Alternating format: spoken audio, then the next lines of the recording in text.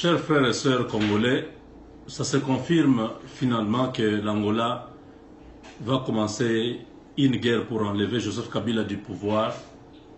La nuit d'aujourd'hui, à Dundo et dans toute la partie sud de notre pays, le long de la frontière avec la RDC, l'infanterie angolaise a été déployée depuis 2 heures du matin aujourd'hui. Les chars de combat, les camions citernes transportant les carburants et les tentes ont été installés le long de la frontière entre le Congo et l'Angola. Donc, pour l'instant, nous savons que Joseph Kabila a fait venir la nuit, c'était la nuit d'hier, oui, la nuit d'hier, des rotations ont été signalées à Kinshasa, à l'aéroport de Njili. On a évacué tout le monde. On ne voulait pas que les Congolais soient au courant de ce qui se passe. Il y a les militaires rwandais qui sont venus du Rwanda pour soutenir, pour renforcer ceux qui sont déjà sur le terrain, parce que l'Angola est plus que déterminé à pouvoir renverser le régime de Joseph Kabila. Ce régime illégal, ce régime illégitime qui n'a rien respecté comme accord, comme les Congolais n'ont pas une autre force pour l'enlever. Chaque fois que les Congolais sortent pour exprimer leurs droits en tant que peuple, pour protester contre un régime dictatorial, Kabila envoie toujours ses militaires pour réprimer. Alors, il n'y avait pas une autre solution que recourir à la force. Je vous ai dit dans la vidéo passée que l'Angola a signé des accords militaires avec les États-Unis. Dans la journée d'hier, le Congrès américain vient d'autoriser, par la commission militaire, ils viennent d'autoriser la livraison d'armes et de matériel militaire à l'Angola. Mes chers compatriotes, nous tous Congolais, je voulais à ce niveau-là que nous puissions bien nous comprendre. Nous ne disons pas que l'invasion du Congo par l'Angola est une bonne chose. Mais pour l'instant, c'est un mal nécessaire. Et il faut choisir le moins mal. Entre l'Angola et le Rwanda, depuis presque 20 ans, vous avez vu combien de morts dans notre pays. Je ne vois pas l'Angola qui a déjà connu la croissance économique fulgurante avec une armée solide, avec une économie qui est en train de progresser, ni t'étaient les problèmes liés à cette chute du marché du pétrole. Mais l'Angola a compris vite que cette histoire du pétrole était une distraction. Ils ont diversifié plusieurs domaines pour accroître l'économie de leur pays. Donc je crois que l'Angola, nous partageons beaucoup de choses en commun. Nous sommes presque le même peuple, parce que nous voyons des deux côtés de la frontière, ce sont les mêmes peuples qui habitent. Les Baluba sont en Angola, ils sont au Congo. Les Bakongos sont en Angola, ils sont au Congo. Les peuples Lunda sont en Angola, ils sont au Congo. Nous sommes le même peuple. Les intérêts des impérialistes seront toujours là. Mais je pense que faire ce que les Rwandais ont fait, l'Angola ne le fera jamais. Donc entre le Rwanda et l'Angola, moi je choisirais l'Angola. Que l'Angola vienne, qu'il vienne nous aider, qu'il chasse cet homme, ce diable incarné de Kabila. Bandekuna butu alelo armée angolaise aza déjà na frontière ya RDC, eza suma kambute ke tozo loba ya ko rêver. Armée angolaise baza wana ba komina armée mobimba ya guerre, ba infanterie mobimba ya bitumba, baza na frontière na biso ba moni bango côté ya ba Congo, côté ya Bandundu pe na Kasai. Batindi infanterie wana ya makasi na frontière baza wana depuis lobi na butu bakosala musala na bango kalate. Angola salaki asinyaki ba contrat na États-Unis pour na makambo ya ba arme.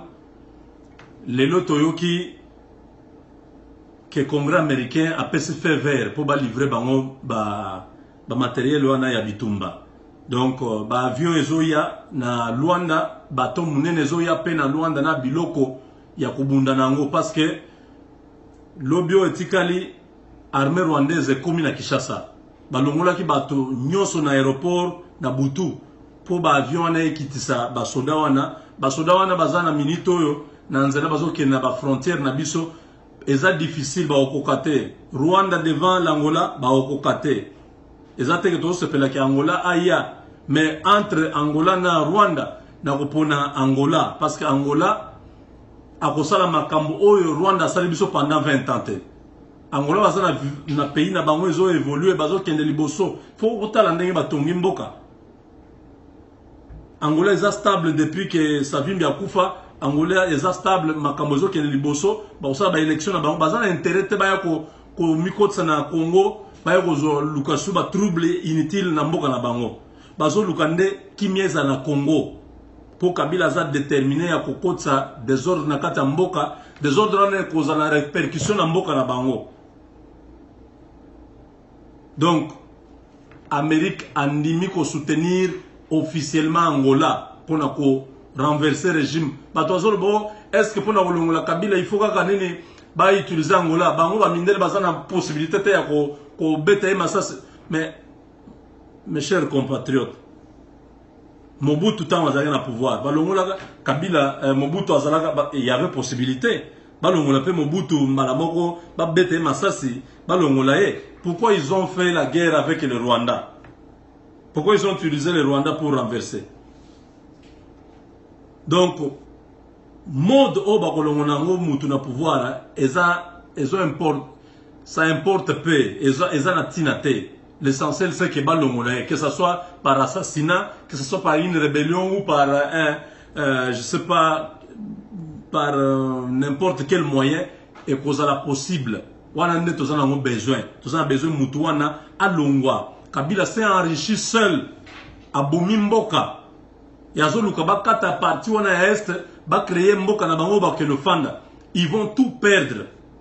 Ils vont tout perdre parce que ce qui est Angola a côté na makamboyo et que Rwanda linga résister ye. Sur base la preuve que Rwanda azawana azo bunda contre bango. Bitumba ke no sila na Rwanda. Paul Kagame va tomber. Museveni va tomber. C'est ça même la réalité. Ce qui va ligner ba problème te na ba pays na bango. Batika la kuna na Rwanda, batika na Uganda kuna bakota te na makambo. Batika Angola kota a libéré peuple na dictature. Peuple na biso azana kobanga. Félix Tshisekedi alobaki angoto longola kobanga. Mais ça va prendre beaucoup de temps. Kabila se prépare à faire un référendum. Donc il sera difficile to longola na pouvoir.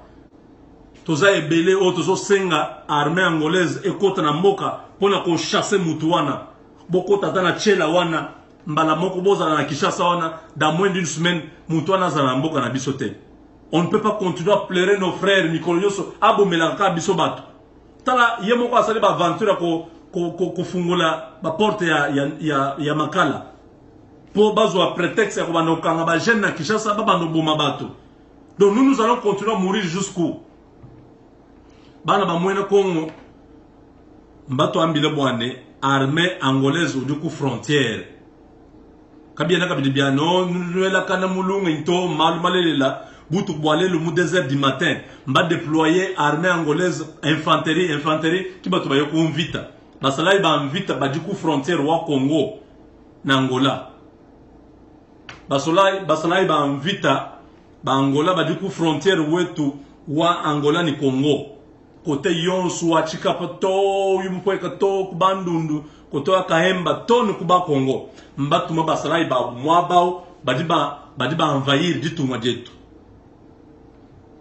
mbamona ma char de combat ma arme lourde machine ya toambula ma essence donc camion citerne ni mantente ya basala kuikish bintu byo so ya bidimu contingent odiba mona malaba mutuku ni bois le boudou kala boule le bois chini parce que musumene nganu ambili bwane ministre de la défense Lorenzo Ovuku Washington pour signer ma accord ni ba américain bwane baba livrer ma ma armement ni lelo to ko le no malaba wa le Congrès américain a donné son feu vert une commission militaire au Congrès ba fi du feu vert boane gouvernement américain a livré ma matériel militaire bingoma mande ka yanvita bintu bionso ma bateau bionso bidibi yaku Angola mulumi ulu bangel. Donc la guerre entre l'Angola et le Congo n'est plus un secret, c'est une chose déjà qui va se faire. Ne te bonso tu balombi bwana to encourager bana betwa kana mbi bwana ba nene ba Angolais ba dibalo ka bilikuto dominer to ba Rwandais mbantu babi ba tutsi ba nilotiki kimbantu ba jala mato 20 ans yoye benza mundi to ngetu bantu ba fo ba pitabuni frontière yon sutu dinenda ne ba Angolais bana betu ba di nsambo di ba di nsambo di ba Angolais ba mbana betu di bimfwanyi bimwa frontière ba to ba koso ba toka kadi wo mutayel bantu abo mbantu bam nichena muna un Angolais wala kubwele mundi tunga bwana ikala mu aner Angolais ikala mu service spéciaux ikala mu armée mu police ikala kubintu byonso bu mundi ba Rwanda ba twenza to tudin chako encourager ba Angolais ba bwele bwalu peuple congolais ka to ba juku kala ni courage wa pour affronter nini bantu ba kabila to. Chaque fois que nous sortons c'est nos frères qui tombent ba di ba ship bana bet tudin bo bo bunyi bidu kengela bingoma biboel an mouvement bwane masasi fo ele la Congo ki bio bia bina kwao. Donc muke jondi mulo na bwane to bonso katumvu bintu bibantu ba kulato tukala bonso prêt wa ku soutenir bana beto vite di banga mumatu kwa di fansha hanu ko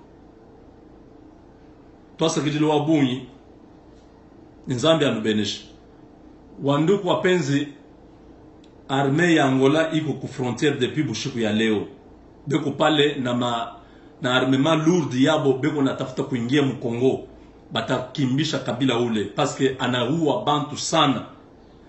Ministre wa défense alikuwa ku Washington alikuwa kusinye accord njuba bapatie minduki ya sasa na bintu bya sasa bile batafanya nabyo kaje mule mu Congo ndio kufukusha bale bantu. Jana ile armée rwandaise iringisha basoda ba mingi mukishasa baritosha bantu bote ku aeroport ya Njili njuu basoda ba Rwandais bingie mukishasa mule bende ku front parce que front iko wako deja hii mambo nini na miambia deja service ya renseignement ya kabila banayua ile mambo njoo pale bebe natafuta kutuma bale basoda ba Rwandais baka soutenir ma FARDC beko kule njuu ba résister devant l'Angola abata weza pana parce que le Congrès américain vient d'autoriser la livraison ya manduki ma char de combat ma avion de chasse bile bintu biote bya kupikana nabyo bangole beko na bipata musmeni iko nafuata.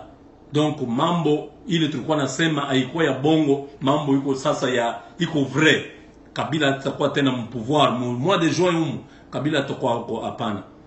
Donc ile njo mambo tulikuwa nayo ya kupartager na mwe mfua large diffusion ya hii video mwambie bantu ba mingi asema tu soutenir banduku wetu aba ba Angolais parce que entre ba Angolais na ba Rwandais il faut au moins tukua tana ba Angolais parce que ba Rwandais abana bantu hapana.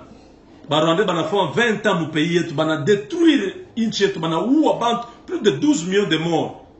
Bana iba makuta ya inchi yetu bana construire nene mukini yabo Rwanda na beko bana to infiltrer mu biote bangole kama banakuya batafanya vile barafanyaka na musée banakuwa tu banafukusha Mobutu banarudia kwabo bangole batakuwa kubakia kwetu hapana parce beko na biote mwabo ekonomia yabo iko nenda kumbele budget ya Angola c'est plus de 74 milliards de dollars donc ils n'ont rien à envier avec le Congo.